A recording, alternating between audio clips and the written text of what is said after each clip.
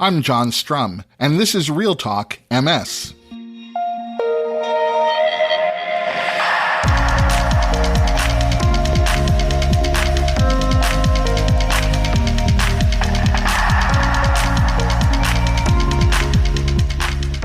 It's May 26th, and we have a lot to talk about.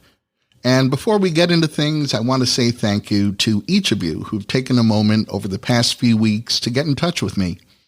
I've always seen RealTalk MS as a two-way conversation, and I appreciate your questions, your feedback, and your suggestions for subjects that you'd like to see us talk about in future episodes of the podcast. I've gotten some great suggestions from Vanessa Fanning in Australia, Selena Groman in Los Angeles, Mike Hoffman, Brian Howard, and a bunch of other Real Talkers. I try to make sure that I reply to every one of your emails or DMs, so if we haven't connected yet, I hope we will soon. I've tried to make that super easy. You can shoot me an email at john@realtalkms.com, and that's JON@realtalkms.com. You can send me a direct message on Twitter at realtalkms_John. It's realtalkms_JON. You can call the RealTalk MS listener hotline. The number in the U.S. is area code 310-526-2283. Or you can join us as we continue the conversation in the RealTalk MS Facebook group at facebook.com/groups/RealTalkMS. And RealTalk MS is all one word here. If you haven't checked out our Facebook group, I hope you'll consider joining us there. Joining me today is my guest, Dr. Ellen Mowry. Dr. Mowry is a professor of neurology at Johns Hopkins University, where she also serves as a director of the MS Experimental Therapeutics Program. Dr. Mowry has devoted her entire career to MS research, and her past research has led to breakthroughs in our understanding of MS. Dr. Mowry's work led to the initial identification of the association of vitamin D and disease activity in patients with MS. She also conducted the first pilot study comparing gut bacterial populations in patients with MS and healthy individuals. And today, Dr. Mowry is a co-principal investigator of an important research study whose outcome could have an impact on the treatment strategy for every person diagnosed with MS. But before we get to my conversation with Dr. Ellen Mowry, there are a few other things that you should know about.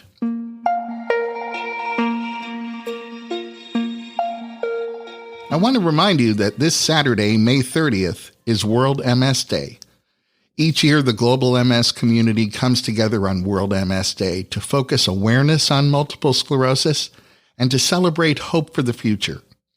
This year, the theme for World MS Day is MS Connections and the importance of staying connected to offset the social barriers that contribute to feelings of isolation among people living with MS. And I have to say that this year's theme seems incredibly relevant given the realities that the world is facing today. So in celebration of World MS Day, the MS International Federation is hosting Tune In for MS, an online event featuring a performance by the Global MS Choir, along with performances by musical stars from across the global MS movement. And by the way, that choir is made up of 150 people from the MS community around the world. The event is going to be live streamed at 8 a.m. Eastern Standard Time, which may seem early here in the United States, but this event is taking place in time zones around the world. And once you register, you'll also receive a link to a recording of the live event, so you'll be able to catch it at a more agreeable time of day. You can sign up to be a part of Tune In for MS on Facebook, or you can sign up at the World MS Day website, and I'll include links to both of those in today's show notes. And while we're on the subject of World MS Day, I have a bit of exclusive news to share with you. On World MS Day, I'm announcing a partnership that I think will go a long way toward changing the face of MS research and involving people affected by MS in ways that they've never been involved in research before. I can't say too much more about this today, but my announcement is going to be carried online by 18 MS societies around the world, and we'll circle back and discuss some of the details of that announcement next week on RealTalk MS. If you've ever wanted to attend an MS conference and you find yourself at home this week with some extra time on your hands, I have some good news for you. Each year, the Consortium of Multiple Sclerosis Centers hosts the largest conference for MS healthcare providers in the United States. And for obvious reasons, this year's conference will be held virtually, which means that you can register for free and attend as many of the presentations as you'd like from the comfort of your own home. The conference gets underway today, and for the next 4 days, you'll find presentations on any number of worthwhile topics that include the long-term management of progressive MS, depression and MS, pediatric MS, MS rehabilitation, nutritional health and MS, cannabis and MS, stem cell therapy and MS, and lots more. Just a reminder that these presentations are geared toward healthcare professionals, but I think you can still gain a wealth of insight and information from them. So the conference gets underway today and continues through Friday, and I'll include a link to the registration page in today's show notes. Also, each year, on the Saturday that immediately follows the Consortium of Multiple Sclerosis Centers annual meeting, they host a day-long program especially for people affected by MS. And this year, that's also going to be a free virtual event that you can attend. This year's program includes presentations on aging in MS, advances in MS research, rehabilitation and wellness in MS, and a presentation by a neurologist who has MS. All of these presentations are geared toward a lay audience, and I think you'll find they provide great information in a very accessible format. The program takes place this Saturday, May 30th, from noon to 3 p.m. Eastern Daylight Time. It requires a separate registration, and you'll find a link to that registration page in today's show notes.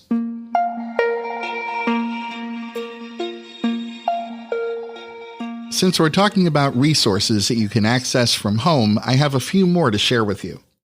If you're a regular listener, you already know that every Friday at 1 p.m. Eastern Time, I host the National MS Society's Ask an MS Expert webinar. This is your opportunity to join us on GoToWebinar, Facebook Live, or YouTube Live and get the latest updated information about how COVID-19 affects people living with MS, and to have your questions answered by some of the leading MS experts in the world. This Friday will be our 11th live episode, and if you've missed any of them, you can find the video replay for every episode at realtalkms.com/MS Expert. And MS Expert is all one word. In last week's podcast, we talked about the National MS Society's new recommendations for exercise and physical activity for everyone living with MS at every level of disability. Well, in addition to publishing those recommendations, the MS Society also published a series of exercise videos on YouTube. The videos cover exercise tips, stretching tips, and breathing tips for people living with MS, and you'll find a link to each of those videos in today's show notes. And Can Do MS is offering an excellent slate of live webinars that take place on the second Tuesday of every month. Upcoming topics include managing weakness, spasticity, and tremors, MS and its impact on vision, and relationships and intimacy and MS. And I'll include links in today's show notes to the online registration for all of these webinars, as well as all the other online resources that I've mentioned. So if you're at home with some time on your hands, now you have conferences, online presentations, webinars, live-streamed performances, and videos to check out. And the one thing that all of these conferences, presentations, recommendations, and webinars underscore is that every day, researchers are learning so much more about every aspect of multiple sclerosis, from the complex science behind understanding the pathophysiology of the disease to the benefits of exercise and physical activity for people living with MS. My guest today is Dr. Ellen Mowry, and Dr. Mowry has devoted her entire career to MS research, achieving breakthroughs in our understanding of vitamin D and MS, conducting the very first pilot study comparing gut bacterial populations in patients with MS and healthy individuals. And now, Dr. Mowry is the co-principal investigator of a research study that will have an impact on the treatment strategy for every person diagnosed with MS. In a moment, we'll meet my guest, Dr. Ellen Mowry.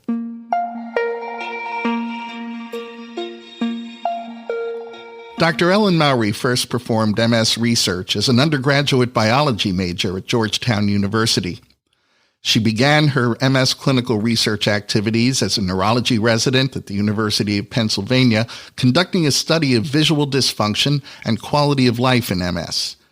During her fellowship at the University of California, San Francisco, Dr. Mowry examined health-related quality of life in multiple sclerosis. Today, Dr. Mowry is a professor of neurology at Johns Hopkins University, where, as the director of the MS Experimental Therapeutics Program, Dr. Mowry assists her colleagues with study design and helps oversee the conduct of MS clinical trials. In terms of her own research, Dr. Mowry's work led to the initial identification of the association of vitamin D status with relapse and brain lesion risk in patients with MS. Dr. Mowry also conducted the first pilot study comparing gut bacterial populations in patients with MS and healthy individuals. And today, among many other things, Dr. Mowry is a co-principal investigator of an important clinical trial called Treat MS, and we're going to get to that in a moment as well. But first, welcome to the podcast, Dr. Mowry. Thanks, John. It's great to be here. You made the initial identification of the association of vitamin D status and MS disease activity. And lately, we've heard that there may be a connection between vitamin D levels and COVID-19. What have you heard about that? Yes, that's been really interesting work. There were some very early reports suggesting that people testing positive for COVID-19 had markedly lower levels of vitamin D than those who were not testing positive. The jury is still a little bit out, as is always the case with science, as to whether or not that's a true association or not. For example, we know that people who are carrying extra weight or are obese are also at increased risk of COVID-19 and also have lower levels of vitamin D. Here in the U.S., we've also seen, for example, that people who are Black or African American may have greater risk of COVID-19 positivity, and we know in general tend to have lower levels of vitamin D as well. So I think it'll be important to sort out through very large studies that carefully measure all the potential factors that link together, which ones are truly related, potentially even causally important, meaning they actually play an active role in causing disease or causing worse outcomes, versus those that are kind of bystanders of other factors that are truly what's important. When someone affected by MS ventures online, they find quite a bit of conversation and opinion about their need for additional vitamin D supplements. So what does someone living with MS need to know about vitamin D, and what's the question about their vitamin D level that they should be asking their neurologist? Yep, that's a really important question as well. There have been studies, including those we did, looking again at vitamin D levels and linking those levels with outcomes, suggesting that low vitamin D might be related to having more MS activity, whether it's relapses or new spots on MRI scan. Again, though, it's really important because we can't measure all the other factors that might be contributing to the person's risk of low vitamin D to test whether or not giving vitamin D supplements, for example, is helpful with respect to those MS outcomes. There have been a few trials completed recently and also some trials that are still ongoing. The trials that were completed were largely done in Europe, adding on fairly high doses of vitamin D to one MS platform therapy called interferon, some of the injectable medications. And in both of those trials, it did not appear that vitamin D met the primary endpoint in terms of helping prevent MS-related disease activity. So what to conclude from that? Could be that the vitamin D just simply isn't helpful. That's certainly an option, and why we need to back up these observational studies, kind of linking levels and outcomes with clinical trials. It's also possible, though, that the trials that have been done today kind of missed the mark in terms of the vitamin D dose. As I mentioned before, they did pursue pretty high doses of vitamin D, which were outside of what one would expect to hit the range that in our observational studies, appeared to be meaningful for association with reduced relapse or brain MRI, MS lesion risk. Our trial is using a more modest dose of vitamin D, and it's an adding on to a different MS medication called glatiramer. We should be finishing that study later this year, and hope to have results out as soon as possible to see if there is a difference related to dose or the kind of MS medication to which the vitamin D is added. In the meantime, we're still supplementing people, again, in my clinic at least, headed towards that more modest dose or vitamin D level as the target. The amount of vitamin D it takes to get to that target differs by individual. And so asking your doc, hey, is it okay if I'm not taking it or haven't been taking it as consistently? Can we check my level again, perhaps the next time I'm getting my blood drawn? And should I increase the dose based on what you see? Dr. Mowry, in introducing you, I mentioned that you conducted the first pilot study comparing gut bacterial populations in patients with MS and healthy individuals. When a lot of people think about MS, they may think about the central nervous system, but they don't necessarily consider the gut. Can you explain what you and other researchers are learning about the connection between our gut and our central nervous system? Definitely. There has been a lot of excitement in this area, and I think we're still at the tip of the iceberg instead of figuring out exactly what that means, especially for people living with MS. The bacteria in our gut are kind of established early in life and probably relate to some extent to our genetics, but also to things like early foods and exposures and, perhaps infections that we see in diet and other things to that extent. What we do know is that the bacteria in our gut are important educators of the immune system. And the immune system, of course, is what we think is one of the main culprits in establishing MS, where the immune system mistakenly identifies the coating around our nerve wires in our brain. The coating is called the myelin, and starts causing damage to that myelin coating. And so there's been a lot of interest in understanding whether alterations in the composition of the gut bacteria might increase a person's risk of MS or even of MS prognosis. There have been several early studies now, and definitely some show alterations of gut bacteria that might be important. The results aren't necessarily consistent in terms of the exact bacteria across all studies, which is tricky. It could be that it may not be specific bacteria that are important, but types of bacteria and how they interact with the immune system. On the other hand, we also have to be wary of the fact that people with MS may have alterations in the motility of their gut. A lot of people report, for example, constipation, and that alone can alter the gut bacteria. So when we're studying and comparing bacteria in people with MS and those without MS, if there are a lot of folks in the MS side that have alterations such as constipation, it can be tricky to measure what's caused by the MS and what's causing MS. And then finally, most of the bacterial studies that are being done are measuring the bacteria in stool, so what comes out of our body. There are additional types of bacteria that are right on the surface of the intestines, on the inside of the intestines, that might actually have as much or more of an impact on immune system functioning. And, we would have to do very different kinds of studies in order to evaluate changes at that level. So In short, I think the jury's still out. There are increasing interest in understanding how bacterial signals actually interact with processes going on in the body itself, not just at the gut level.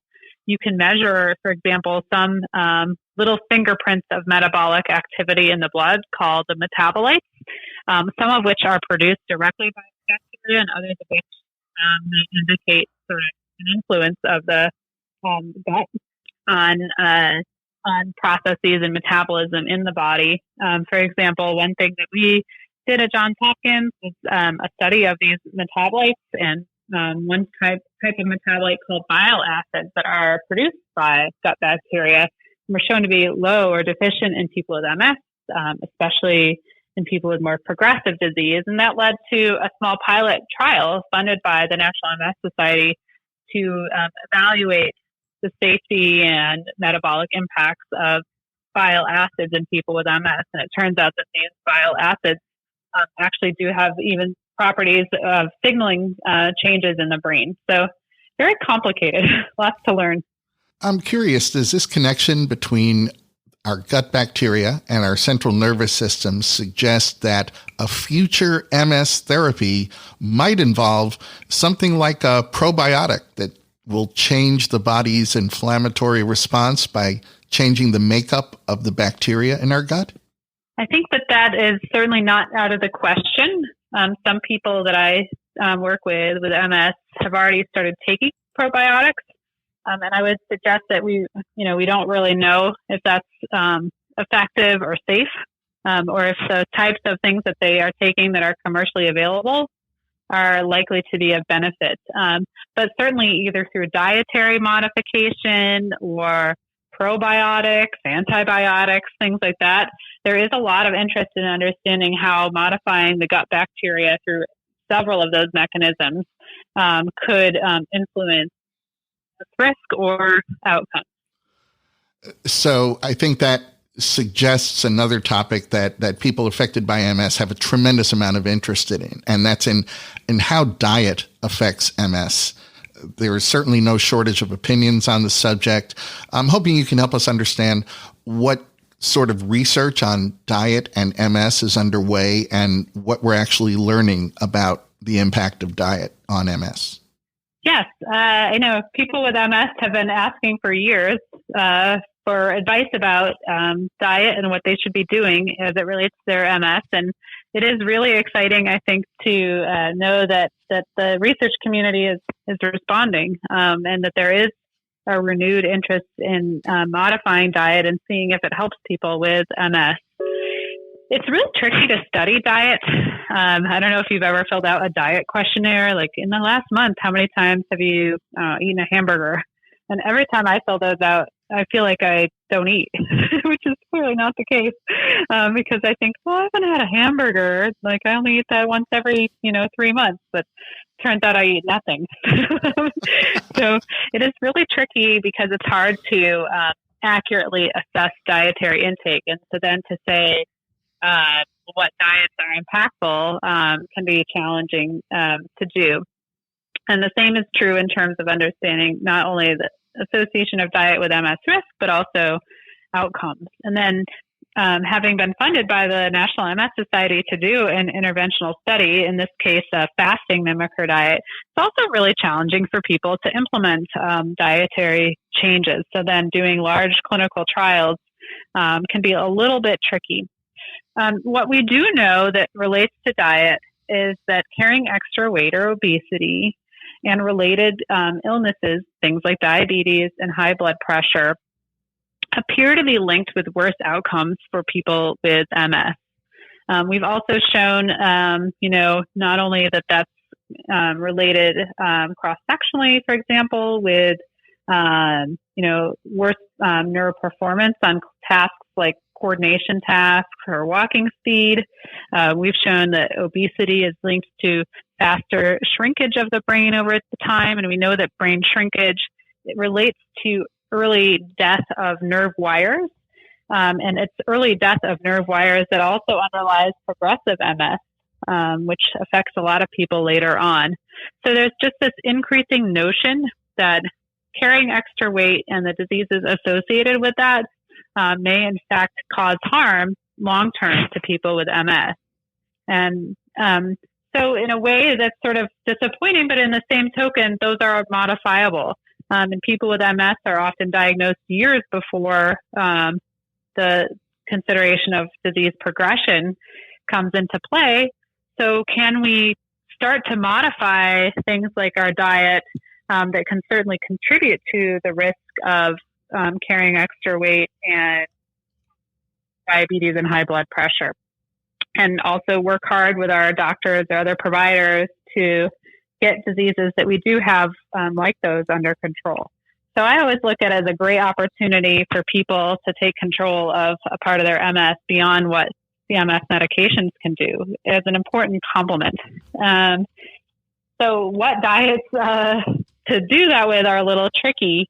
The best evidence for preventing those kinds of illnesses really relates to a Mediterranean style diet. And so right now, in the absence of understanding a specific MS diet through a randomized trial, we kind of focus on that Mediterranean style diet, which means kind of doing what we know we're supposed to do.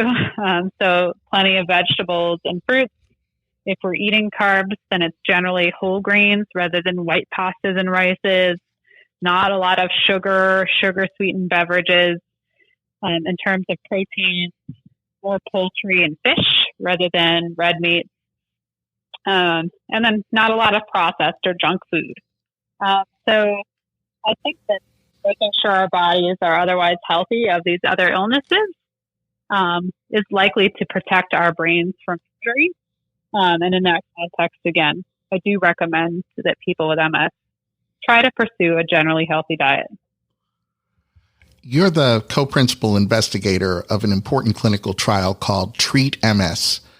This trial is actually taking on a pretty hot topic among MS researchers, clinicians, and people living with MS because everybody hopes that they're being provided with the best, most effective treatment to manage their multiple sclerosis.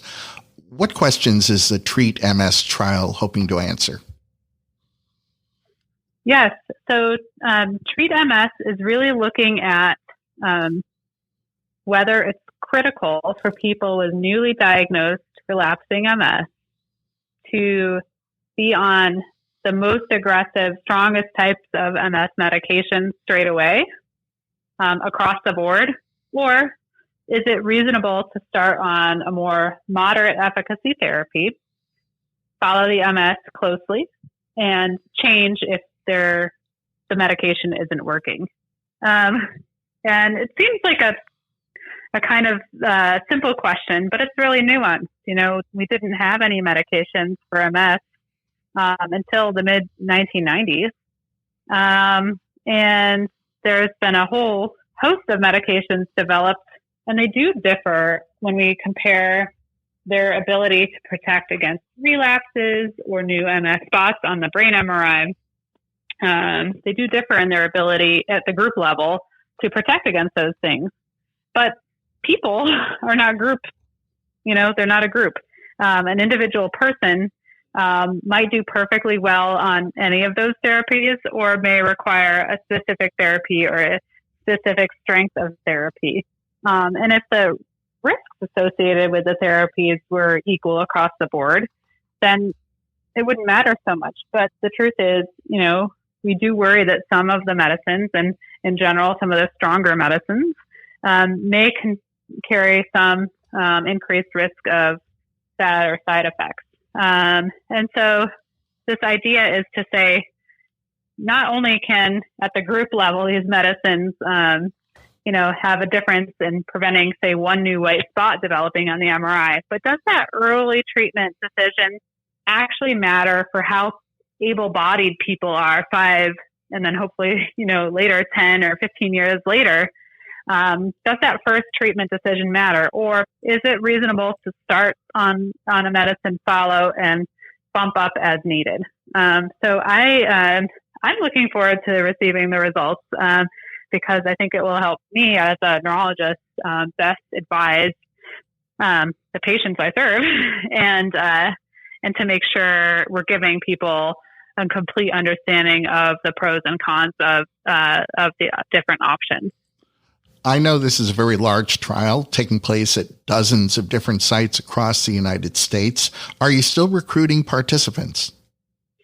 We are, yes. Like most research, we temporarily stopped recruiting in the COVID-19 pandemic, but we are slowly reopening all of our sites and have about a little bit less than half of the patients still to recruit for the trial. And so we're quite excited to continue that work and to ensure that we recruit the entire group of people we pledged to do. So we're quite excited. We have sites all across the U.S., as you mentioned, and you can Google Treat MS, and for me at least, it's one of the first things that pops up on the web. And there's even a map showing all the centers that are participating. You can also email our team at treatms@jhmi.edu, and we can point you, if you're interested, in the right direction. Oh, that's great. And I'll be sure to include that link in the show notes for today's episode so people can very easily get to it. Absolutely. Well, Dr. Ellen Mowry, thank you for continuing to make a significant difference in the lives of people affected by MS. And thanks for talking with me today. Yeah, it's great to talk with you too, John. It's a team effort, so we're all in it together. That's going to wrap up this episode of RealTalk MS. RealTalk MS is powered by the National MS Society. And as we make our way through the days and weeks ahead, I hope you'll share this podcast with others who might also gain some benefit from listening. You can share this episode of RealTalk MS by letting people know that all they have to do is point their web browser at realtalkms.com/143. That's realtalkms.com/143. And you'll find that link in today's show notes so you can easily copy and paste it right into your email or text. I don't think that I have to tell anyone listening to this podcast that the COVID-19 pandemic has intensified and in some cases multiplied the challenges of living with MS. From having difficulty affording MS medications, to adjusting to increased isolation, to coping with the added uncertainty of wondering how you or your family might be personally affected by COVID-19. More than ever before, people living with MS need access to reliable information, support, and connection. We're witnessing that even during a pandemic, MS doesn't stop, and neither does the National MS Society.